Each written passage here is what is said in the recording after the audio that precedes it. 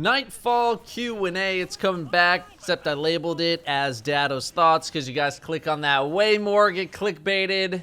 Idiots. Alright, so there's been a bunch of... I'm sorry, I didn't mean to call you idiots. There's been a bunch of topics and questions. I just got really excited that I've recently gotten that I've wanted to talk about, but never really had enough to say to make a full video about those topics. And in today's little thoughts medley, we're going to go over a bunch of said topics. All right. So first up is the 1000 voices nerf/fix on PC. In the latest patch, Bungie nerfed/fixed the damage of 1000 voices on PC because the game acts weird at higher frame rates, and 1000 voices doing more damage was one of those weird things. Now, I'm fine with Bungie fixing issues that cause PC and console to not be the same, and I'm fine with them fixing bugs because this is technically a bug. But I think the better idea would have been to also buff 1000 voices on console if that were possible.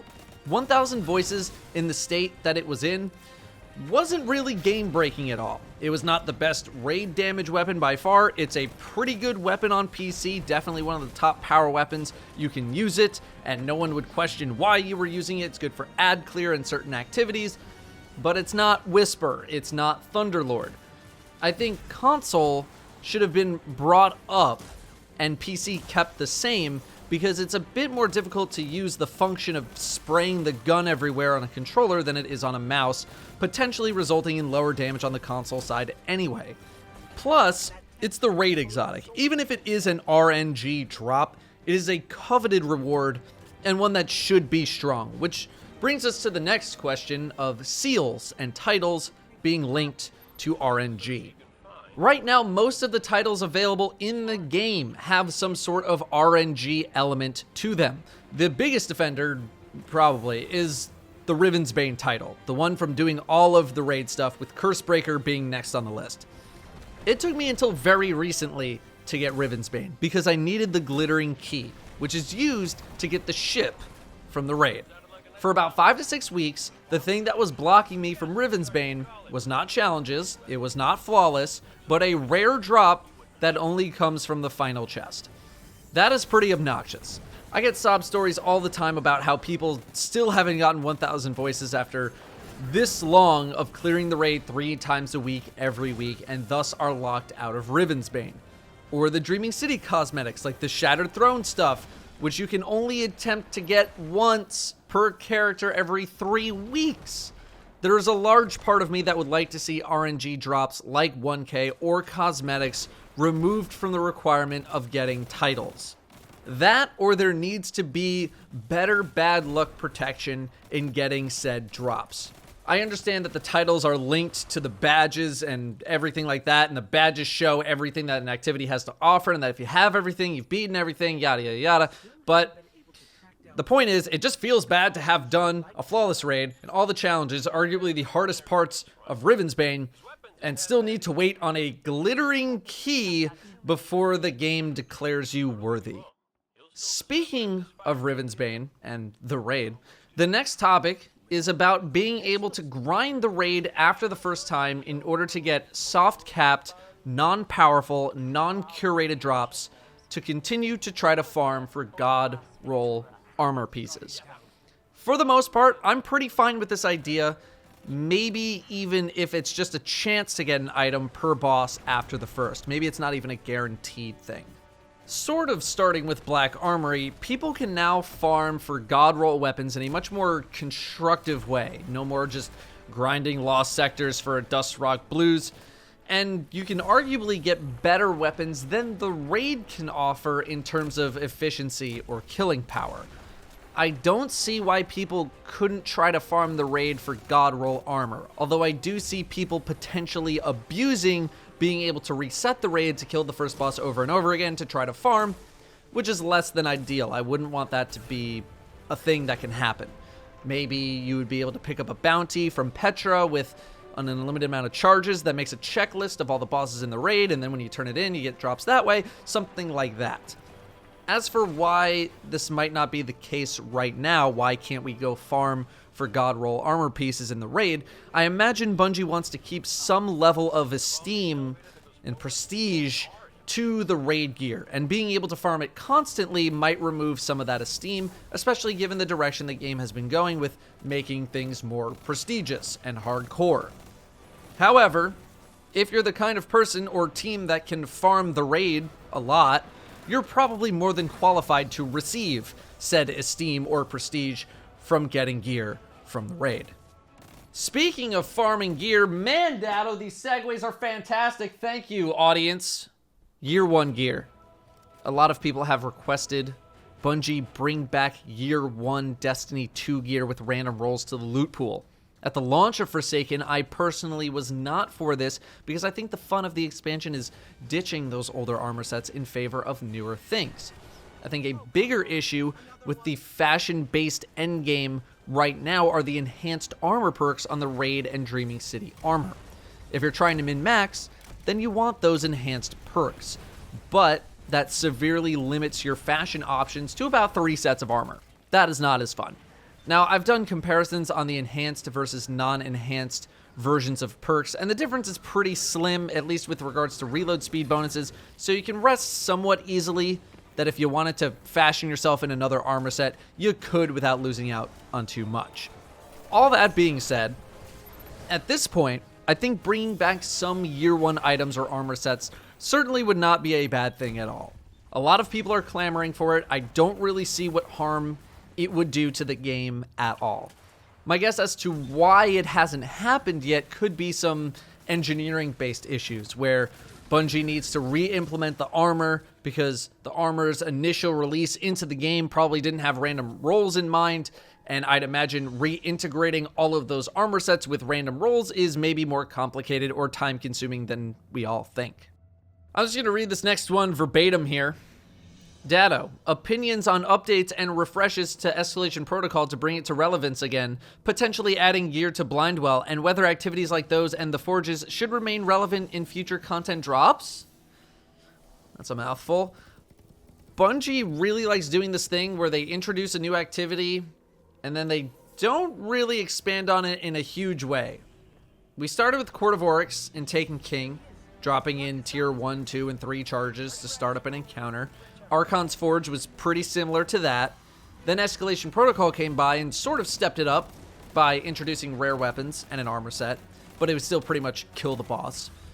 And then Blindwell is essentially a spin-off of Court of Oryx, where you put in a tier 1, 2, or 3 charge and you fight waves of dudes, only it lasts way longer than Archon's Forge and Court of Oryx, but you get to spam your supers and that's kind of fun. I'd really like to see Bungie expand on these activities more. The Forges are kind of a spin-off of these activities where you have a relatively easy objective and then fight a boss. Now that we know that the Forges have the goal of being able to farm God Roll weapons in a much more constructive way than we've had in the past, I don't think there's any issue with keeping the Forges relevant. However, they can't make these objectives too hard because then you just have people running around not knowing what to do. I can't tell you how many times I've seen people say, people still don't know how to do the Corrupted Strike. And if people can't handle that, throwing a ball to each other, there's no way you're going to see Bungie introduce even more complex objectives in a match-made activity. They could update Escalation Protocol, they could update Blindwell, but likely not to the extent that more veteran players would want, unless they made them non-match-made activities so that they could have more complex mechanics. I'd really like to see Bungie try to do a horde mode akin to a Call of Duty Zombies kind of deal, or just more competitive PvE stuff where getting higher scores or higher rounds actually matters, a more in-depth Prison of Elders, which is essentially what these things sort of are, a very, very watered-down Prison of Elders.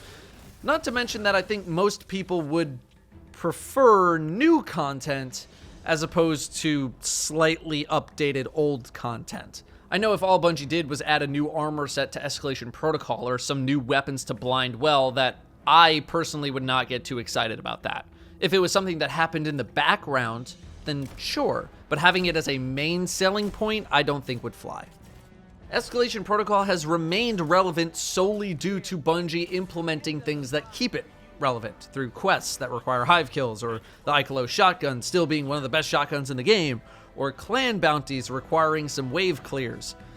As for it staying relevant for longer than an expansion cycle or the cycle that it was in, not sure how I feel about that. On one hand, it's a waste to not keep it functional and relevant. On the other hand, introducing new armor and weapons to an activity that probably won't get any changes or updates feels very unsatisfying.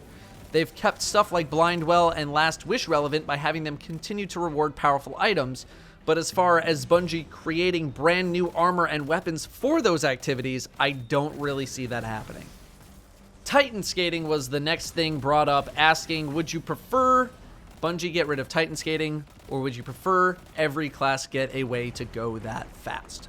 For those not familiar with Titan skating in Destiny in general, it started in Destiny 1 with an exotic called Twilight Garrison, which got you an in-air dodge that you could do when you had the exotic on. When chained together in a certain way with the Titan secondary jump, you could get huge bursts of speed and go much faster than probably what was originally intended, but controlling it was very difficult, and doing it in general was pretty difficult. In Destiny 2, on PC only, can't do it on console, you can perform this same function even better by using a macro or by an even easier method, allowing you to get up to speeds much faster than intended. In PvP, this creates very annoying situations where Titans are able to escape, close gaps, or get to certain positions significantly faster than everybody else. I personally hope that Bungie figures out a way to get rid of Titan skating on PC, because I think it is obnoxious and breaks the way that I think Destiny PvP is supposed to work in terms of movement. As the question says, a common suggestion has been letting other classes also move that fast. Two things. One, Bungie would have to be okay with Titan skating to the point where they would need to rework how the other classes move and jump to enable them to do such a thing. And two, I think that would just be a nightmare. Just imagine everyone moving around at 2 to 3 times the speed we do now in PvP. If you think shotguns are annoying right now, wait until you play against someone who can close the gap before you're able to kill them with a hand cannon. I don't think Destiny was ever intended to be that fast of a game. I like the speeds that we move at now, and I think letting everyone move that fast would just demolish PvP.